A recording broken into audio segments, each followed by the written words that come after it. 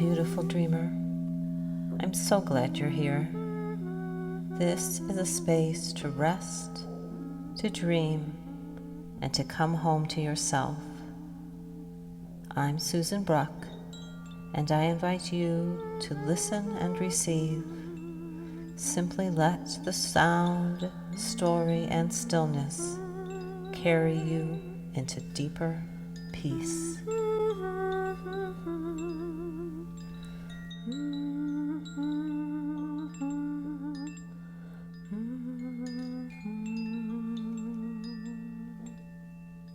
Hi, it's Susan. Thank you so much for joining me for the Beautiful Dreamer Society podcast and video, whichever format you're watching. Welcome. I'm so glad that you're here. Today I have my Oracle deck. I shuffled it already. So in a moment, I'll pull a card for us. And after that, I wanted to just share a couple reflections about my Substack post this week. And then I'm going to read you a fairy tale. And instead of doing a meditation together, I'm just going to share some questions for reflection, which you could do in meditation or a journal or just thinking about whatever works best for you. So here we go. Oracle deck. And I did shuffle, but I think I'm going to just pick a random card today. Okay. The card for today, Gift of Sound. Gift of Sound. All right, and let me find the page in my guidebook because even though I wrote it, I don't remember. There's a lot of stuff in here. That's my original sketch that if you had the book, if you wanted to, you could color it in. Gift of Sound. Sound enters through your ears, through your skin and bones. It lives in the pulsing rhythms of your heart, organs, and breath. Every cell hums its own true note. When we are in resonance with ourselves, with one another, with the great music of life, we receive the gifts of harmony.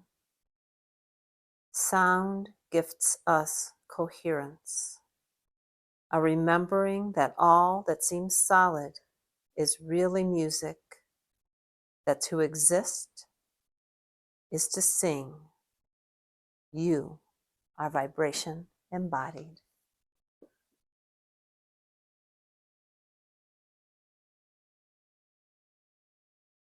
So in this week's post, I write about this experience that I had a few days ago when I was out walking, and I won't tell you I won't tell you everything because you can read it if you want.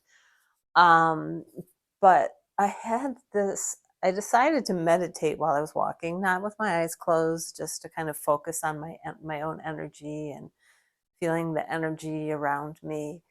And as I did that, I noticed that I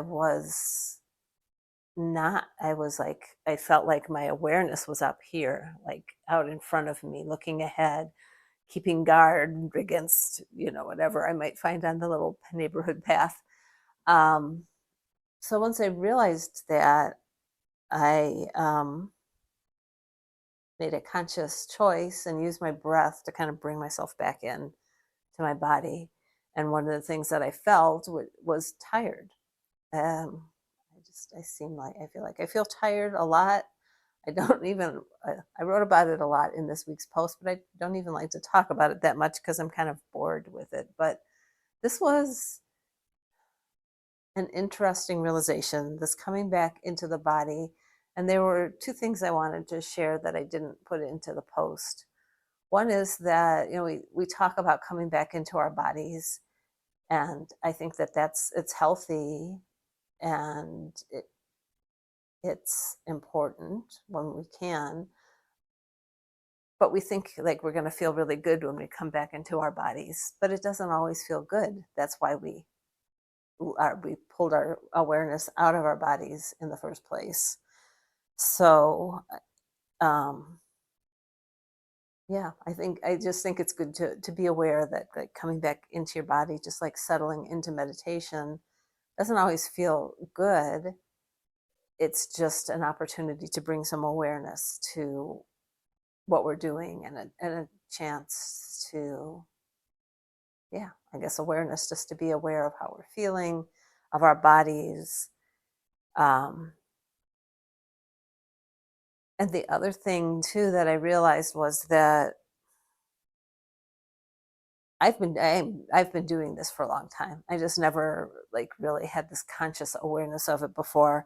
So I think that came out of the fact that I had put myself into a kind of a meditative state, but it comes from a meditation practice to this learning to be with the discomfort, to learning to notice it, first of all, but also just learning to be with it. So it's I mean, it seems like such a simple thing when I say it, a little strange, but simple. And it is, but to get to the place where I could see it has taken me years of practice and meditation, and coming back again and again, and to being ready. I don't think I was, before I wasn't ready for that awareness. So, yeah, I just wanted to share that with you. I don't know, somehow it seems like we often feel like meditation should be easy, being in our body should feel good, and it does. Sometimes it feels great, and sometimes it's fun, and sometimes it's joyful, and a lot of times it's all of the above. There's discomfort, and there's joy, and there's healing. The healing is possible. There's a lot of healing possible from coming back into ourselves, to learning to sit with ourselves and all of our feelings. When I first started meditating, I thought the idea was to rise above our bodies. It's kind of that, I don't know if it's Western, it's more of a masculine approach to meditation, to rise above all of the unpleasantness of the body and the emotions. But what I've learned is that it's really a coming into them, learning to love them, and learning how to be able to be with them. So yeah, so that's what I wanted to say. Sorry if that got a bit rambly.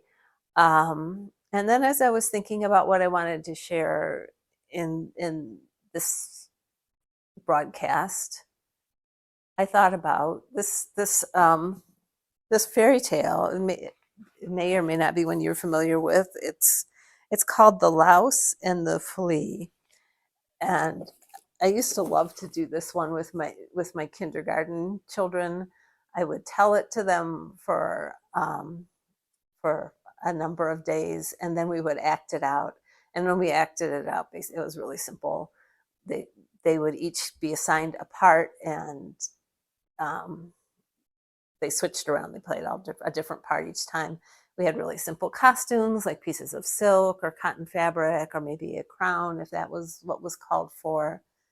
Um, but it gave them the chance to kind of move through and try on these different parts. And this one was always just very silly and fun. Um, so yeah, I would invite you to see if you can feel the connection um, to my post this week, if you're so inclined. And um, as if you've hung out with me at all, I love fairy tales.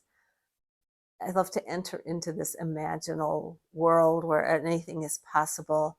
And I often feel like going into the world of fairy tales is like finding a magical door somewhere like deep. It's always for me deep in the forest. It could be other places.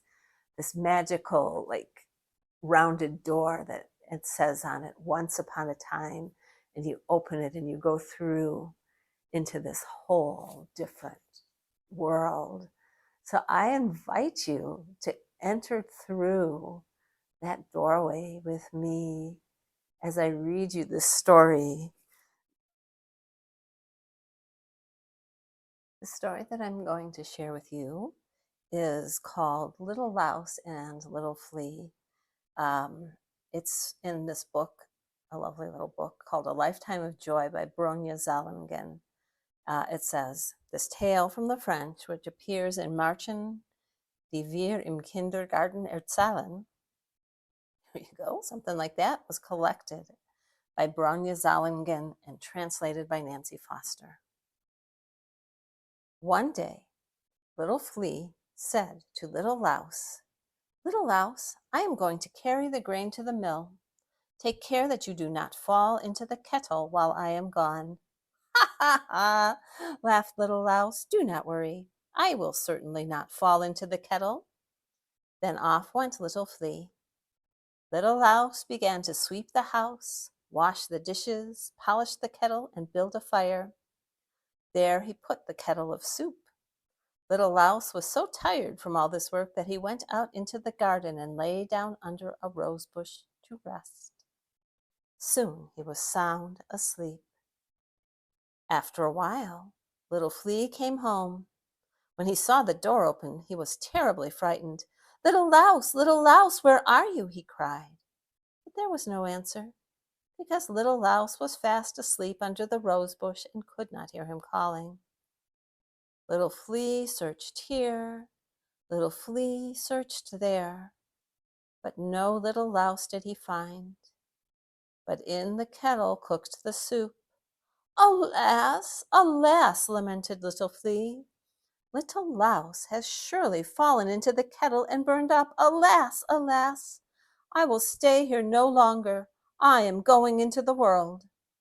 When he had taken a few steps, the table said, Little Flea, why are you weeping? Alas, should I not weep? Little Louse has fallen into the kettle and burned up, and I will not stay at home alone.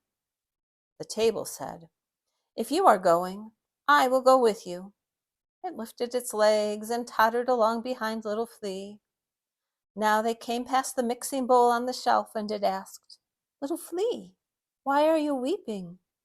Alas, should I not weep?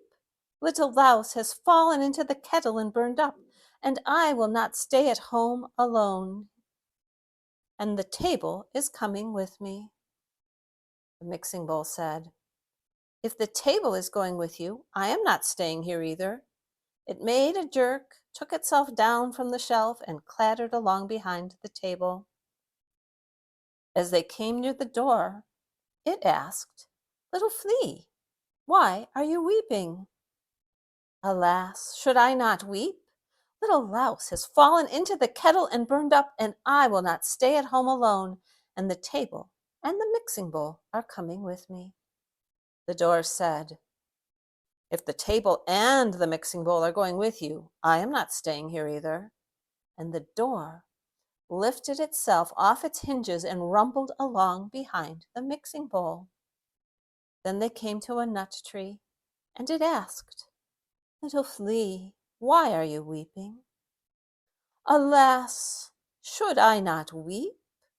Little Louse has fallen into the kettle and burned up, and I will not stay at home alone. And the table and the mixing bowl and the door are coming with me. And the nut tree rustled. If the table and the mixing bowl and the door are going with you, I am not staying here either. It drew its roots up out of the soil and hobbled along behind the door. So they came together to the rose bush in the garden. Little Louse was just waking up. He stared in surprise as he saw the whole group coming sadly along. But Little Flea, the table, the mixing bowl, the door, and the nut tree could hardly believe their eyes. There was little Louse, merry and lively as ever in the garden. First, little Louse laughed. Then little Flea laughed. Then the table laughed. Then the mixing bowl laughed. Then the door laughed. Then the nut tree laughed. They all went home happily. The nut tree fixed its roots into the soil again. The door sprang onto its hinges. The mixing bowl returned to its shelf. The table placed itself in the middle of the room. Little Flea sat down at it. Little Louse served the soup, and they ate supper together, very pleased. Snip, snap, snout. This tale is all told out.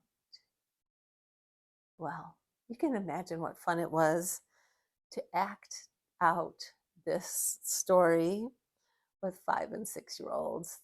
I had a wonderful time, and so did they. But there's always something a little more, some deep truths that you can find even in these silly a little silly little story like this one. So for me, as I thought about it right now, because I don't think that these stories have one single meaning, and maybe they don't have meaning at all. Maybe they just are what they are. But when I hear this story at this particular moment in time, I think about my nervous system, and I just think how I just, like I see something, little Louse isn't there stirring the soup, and I think, and my mind immediately goes to the worst case scenario. Little Louse is gone, and I can't stay here anymore, and my whole life is ruined, and I got to get out of here. And and then along comes the table, the bowl, the the door, the tree, just everything. So that may or may not resonate with you, and that's fine. But I would just like to just pause and take a breath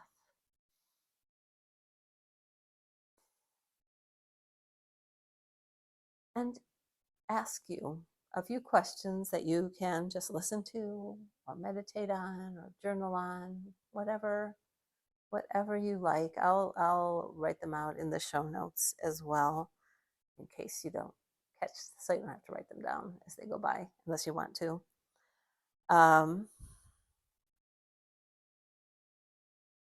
What in your life sets you off on this path of my life is over? Not that it's funny if we feel like our life is over, but what little thing, what's one little thing in your life that sends you into this cascade of overwhelm and overreaction, perhaps?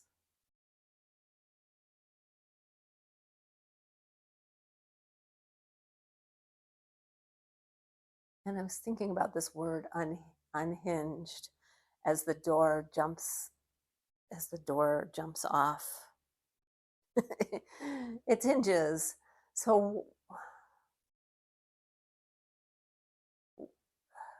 what makes you feel unhinged? Or like the nut tree, what makes you feel uprooted in life?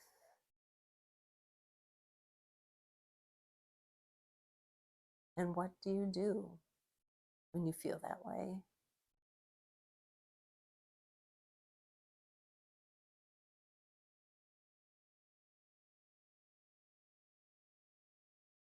What do you do to shift your perspective? How do you find little Louse, or how does little Louse find you to let you know that you misinterpreted the situation?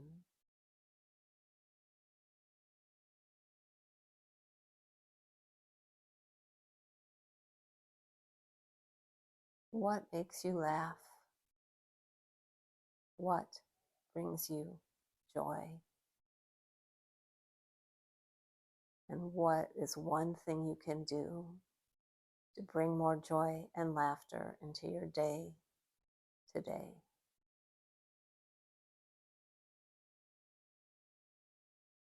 That's all for today. Thank you so much for joining me. I hope you enjoyed that story. It still tickles me. And I've read it and told it many times. But never to grown-ups, I don't think. So, yeah, thanks for listening. And gift of sound.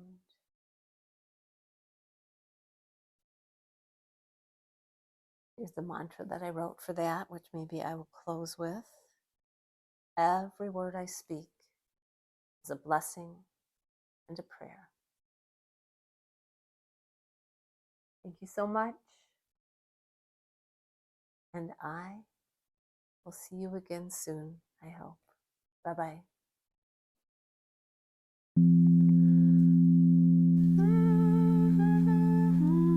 Thank you so much for listening to the Beautiful Dreamer Society podcast. Until next time, this is Susan Bruck, and I wish you healing rest, sweet dreams, and deep peace.